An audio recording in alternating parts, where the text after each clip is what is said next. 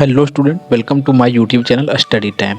तो स्टूडेंट, आज के इस वीडियो के माध्यम से कक्षा 6 क्लास का जो आपका 5 चैप्टर है और 5 चैप्टर का जो प्रश्नावली 5.2 है इस चैप्टर का मैं इस वीडियो के माध्यम से बताने वाला हूं सॉल्यूशन।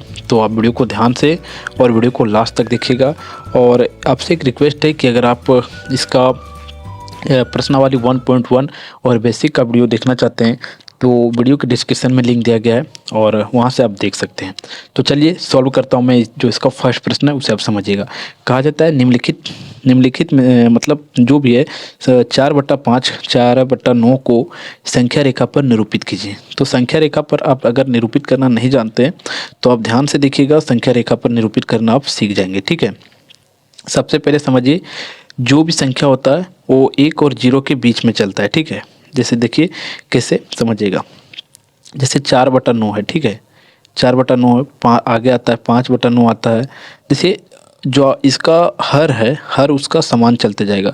6/9 आएगा, 7/9 आएगा, 8/9 आएगा। ठीक है, और अगला जाएगा 9/9 और 9/9 को काटेंगे तो इसका आंसर कितना आएगा आपका 1 आ जाएगा। ठीक है, तो हमें 0 और 1 के बीच में पूरा इसका काम करने का रहता है। ठीक है, जो भी संख्या रेखा पर इसमें दर्शाने को कहा जाएगा।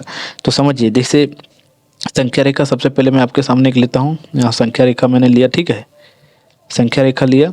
अब संख्या रेखा में जो है सो देखिए, यहाँ से मैं स्टार्ट करता हूँ। ठीक है, 0 1 2 3 4 5 6 7 8 9 10। ठीक है, तो यहाँ मेरा हो गया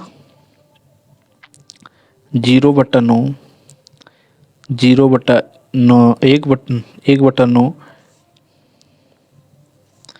1/9, अगला हमारा 2/9, फिर 3/9 और ये 4/9। ठीक है, इसका आ रहा है।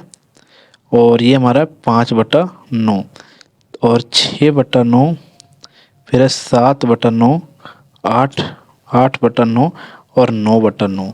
9/9 को काटेंगे तो 1 आ जाएगा, लेकिन जो 4/9 है वो हमारा संख्या रेखा पर इस जगह है। ठीक है, तो आप एक संख्या रेखा खींच लीजिए और 0 से स्टार्ट कीजिए और यहाँ तक आइए 4/9 तक। तो संख्या रेखा पर आपको 4/9 जो सो यहाँ मिल जाएगा। ठीक है, और इस प्रकार से इस प्रश्न का हल है। ठीक है, अब हम देखते हैं क्वेश्चन नंबर 2 को। समझिएगा, क्वेश्चन नंबर 2 में क्या कहा जाता है।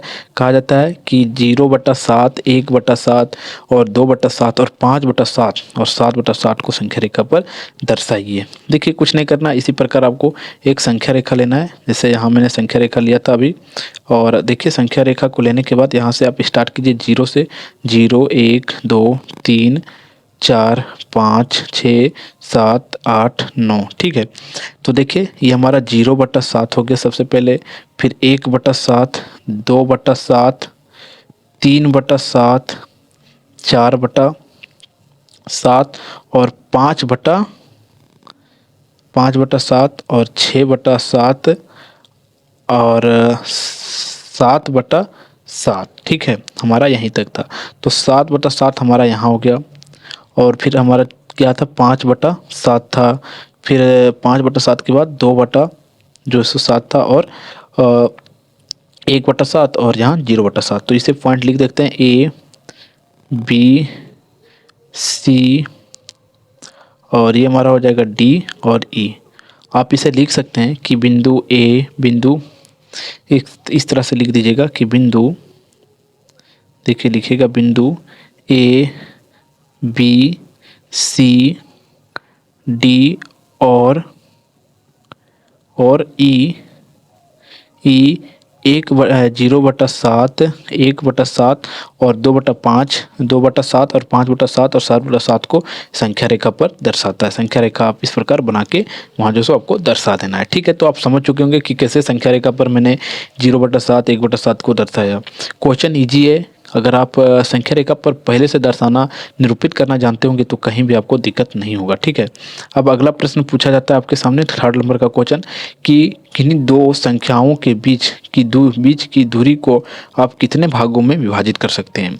अनंत भाग है। जैसे देखिए, मान लीजिए कि दो संख्या, आप मान लीजिए कि 1/, जैसे देखिए यहाँ समझिएगा। ठीक है, संख्या रेखा है तो एक जीरो और एक के बीच में, जीरो और एक के बीच में अगर हमें दूरी निकालना हो, जीरो और एक के बीच में, तो कैसे निकाल सकते हैं? दूरी निकालना है तो कितना दूरी हो जाएगा, इसे हम कितना लिख सकते हैं? इसे जीरो और एक के बीच में निकालेंगे तो 0.011, 0.022, फिर 1 2, बहुत अनंत संख्या है, ठीक है। तो इसका आंसर क्या हो जाएगा? आपका अनंत हो जाएगा, ठीक है। अगर को आपको पूछ दिया जाए तो आप इसका आंसर जो सो अनंत दीजिएगा कि किन्हीं दो संख्याओं के बीच का अगर दूरी आपको कितने भागों में विभाजित कर सकते हैं, तो अनंत भाग है जिसमें आप विभाजित कर सकते हैं, ठीक है। और इस प्रकार से इस अध्याय में आपका जो सो 3 प्रश्न ही पूछा गया था 5.5.2 में, और इस प्रकार से यह जो अध्याय का प्रश्न था, सभी प्रश्नों को मैंने इस वीडियो के माध्यम से बताने का प्रयास किया था। तो चलिए फिर आपको मिलते हैं एक नेक्स्ट वीडियो में, तब तक के लिए जय हिंद, जय भारत।